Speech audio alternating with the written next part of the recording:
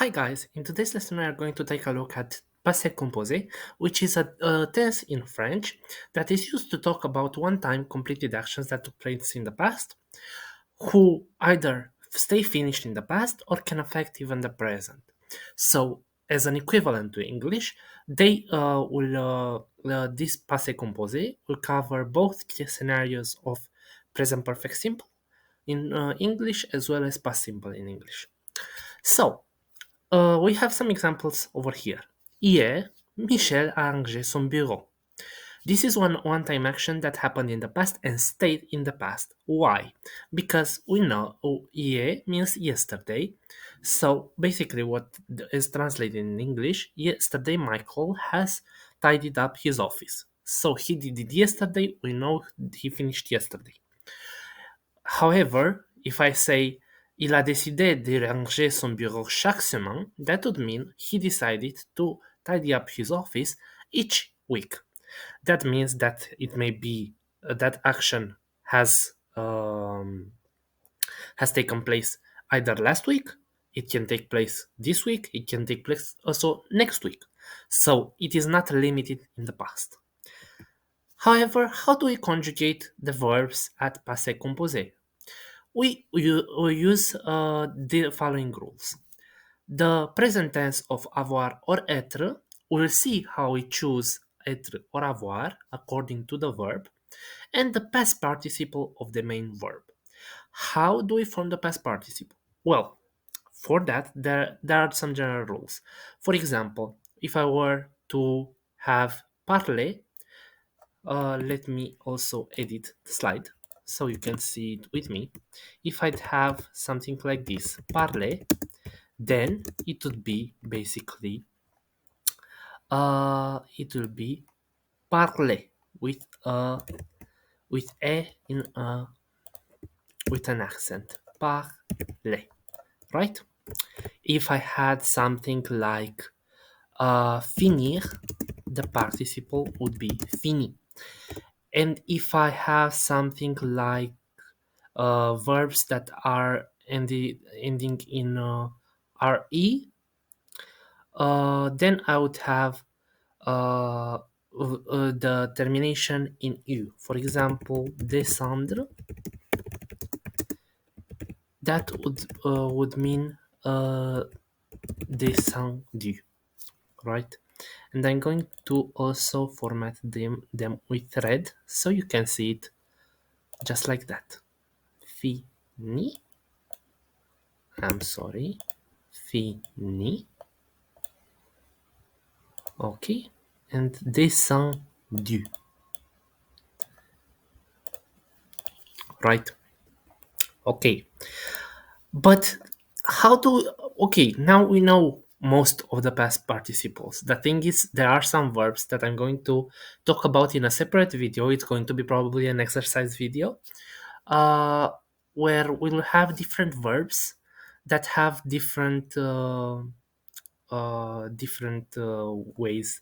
Well, they are called irregular verbs, and they have irregular past participles. For example, vouloir will have voulu, it doesn't follow these rules that we have over here. But most of the verbs, parler, choisir, uh, descendre, prendre no, because prendre will have the past participle pre, which is another exception. But most of the verbs will follow these rules. So we're going to learn those, and then in a separate video I'm going to talk about others as well. Let's go. To see what's next. How do we choose between être and avoir in order to form the passé composé? Well, être is reserved for movement verbs, for verbs of movement. We talked about them already. Are those that express inherently by themselves the action of moving your location. For example, arriver, to arrive somewhere. Uh, for example, partir, to leave a place and go to the other, right? Sortir, for example, it means to get out of one room and then basically go out, right? Or avoir, that is used with the rest of the verbs. except reflexive verbs that we've talked in a previous lesson. Actually, I think it's the lesson from yesterday. So go check it on my channel page and also subscribe for more lessons like this. With reflexive verbs, you are obligated to use être as an auxiliary. Okay, but there are exceptions. We use avoir when we have something like descendre, which means to go down, rentrer or entrer, which means to enter a room or to re-enter, right? So these are basically uh, some verbs that are usually conjugated with être if they are not somehow followed by a direct object. And it poses a question: what is a direct object first? And then what happens with the meaning of the verb? Because the meaning of the verb often changes in these cases. And let me tell you what I mean by that. For example, à quelle heure es-tu sorti ce matin? What hour did you leave this morning? So sortir in this case would have the sense of leaving. But if I say as-tu sorti les carottes du frigo hier soir? Then what would that mean? Have you taken out something from the fridge yesterday evening? So basically, the meaning changes, and you have to be aware of that. And for that, I would leave you as a homework to try and see with a wordreference.com or any other tool like that, what exactly are the meanings of in different contexts using être or avoir for these verbs that I've mentioned here. Next, we're going, because so far we've seen mostly affirmative sentences, which means they don't have negation. The negation in French um, is set basically by using ne and pas. So let me see what I mean by that. Tell you what I mean by that. For example, if I say je ne vais pas à l'école, that would mean I don't go to school. But if I were saying je vais à l'école, then that would be affirmative because I do go to school, right? The same can happen to any tense in French, but there are some particularities when it comes to composed, what is we call composed tenses in French, such as passé composé.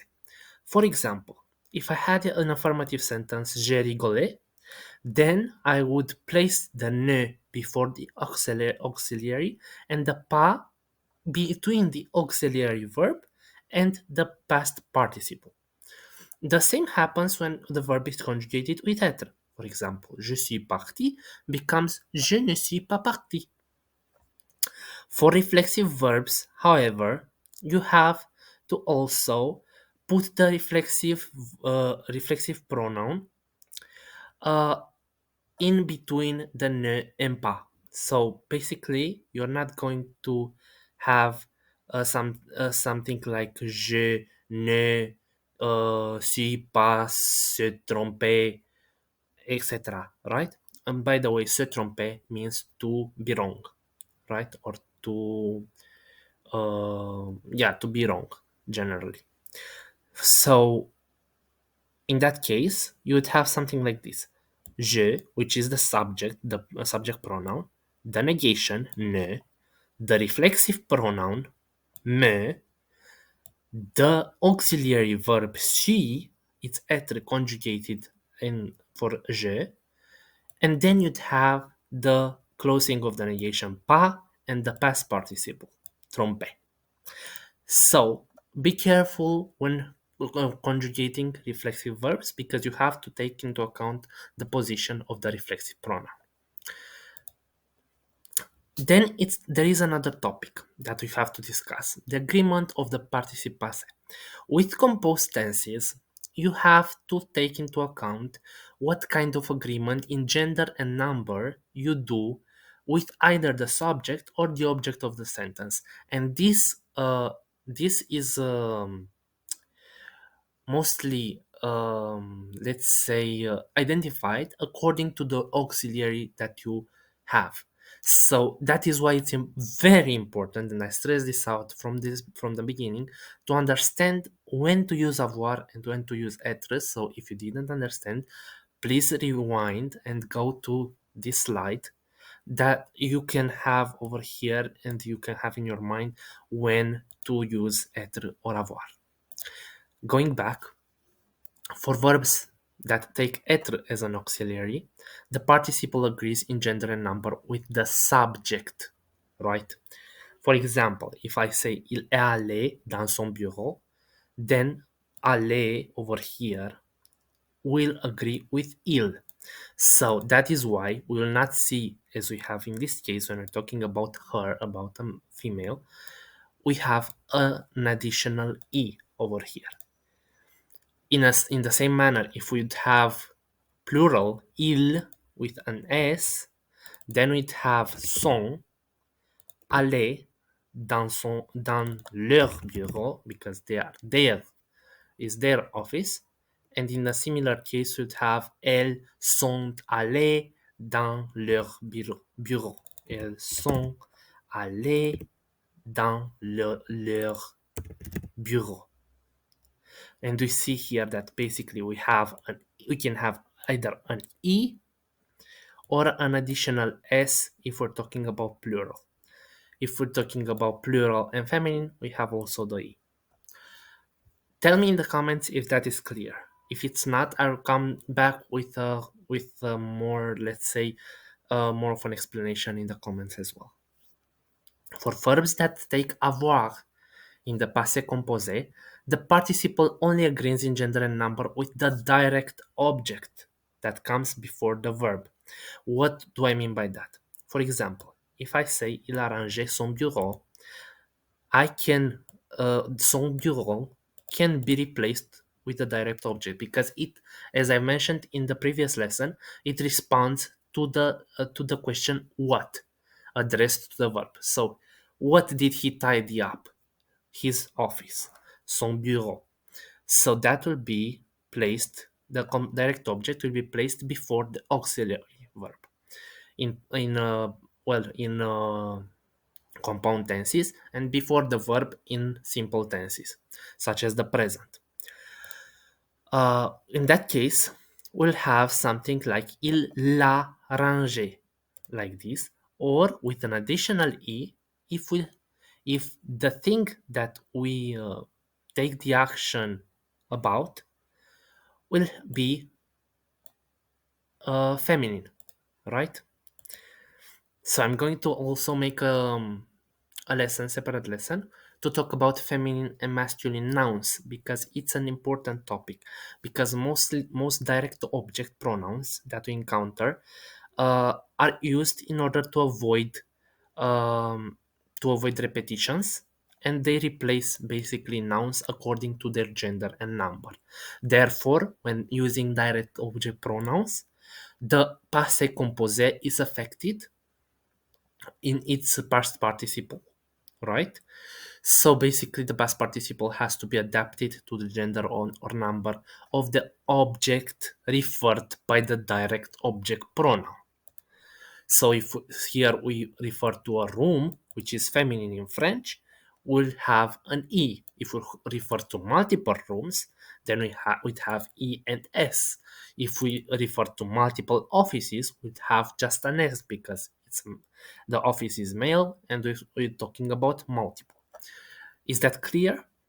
I hope it is. If not, please ask questions in the comments. I am happy to answer them. In the case of reflexive verbs, which always take être as their auxiliary, the participle generally agrees with the subject. However, as we've seen, there are times when the direct object comes after the reflexive verb. And in that case, right, for example, if we have something like this, because this is a direct object that comes after the verb, then the past participle does not agree. So why is that? Because there is a rule in French that the past participle will agree in gender and number with the direct object that comes before that verb. So it's very important to remember that the direct object has to come before the verb if it is to make an agreement with the past participle. Otherwise, it won't. So be careful about that, even in the case of reflexive verbs, which can be a little bit tricky at first. Next, we have the past participle that never agrees with an indirect object pronoun. What is an indirect object in general? Also, the past participle does not agree with the subject of the following verbs. Se téléphoner, se parler, se mentir. Why? Because we don't know the subject, right? Because when you say me téléphone avec Sonia, then you basically say you have a conversation with Sonia, and basically the subject of the conversation are both of you, are you or Sonia, right? So if you have something like this, Marie et Laurent se sont téléphonés, you'd have you would not have something like s or es, because you don't know what gender or number is the subject, right? Okay, as as an ending to all of this, I hope that it brought value to you. I hope that you understood what I was trying to say. If not, please put questions in the comments. I will be happy to answer them as soon as possible. And now I want you to do an exercise to complete with the verbs in the parentheses at passé composé. I've also attached a little bit of vocabulary over here, so you can take a look at that before to understand the context and so on. But this exercise should be more focused on how to conjugate the verb at the subject a subject pronoun that I've mentioned over here, and in affirmative or negative, as we've talked about negation and its place and so on and so forth. I hope that you will have a great time doing this exercise. For now, I'll leave you a few seconds, and then we're going to take a look at the solution. So let's also see the solution over here, where I've conjugated the verbs in red so you can see them how they are supposed to be.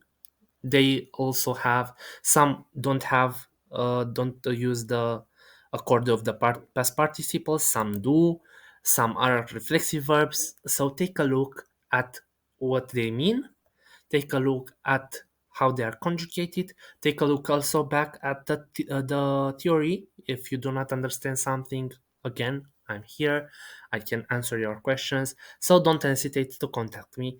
You can also contact me by email, right? You can also contact me by email. You simply have to go in my about on my channel page, and there you will find all the details that you can contact me, my business email address. So thank you for watching, and I hope that you will watch my other videos too. And for now, bye bye.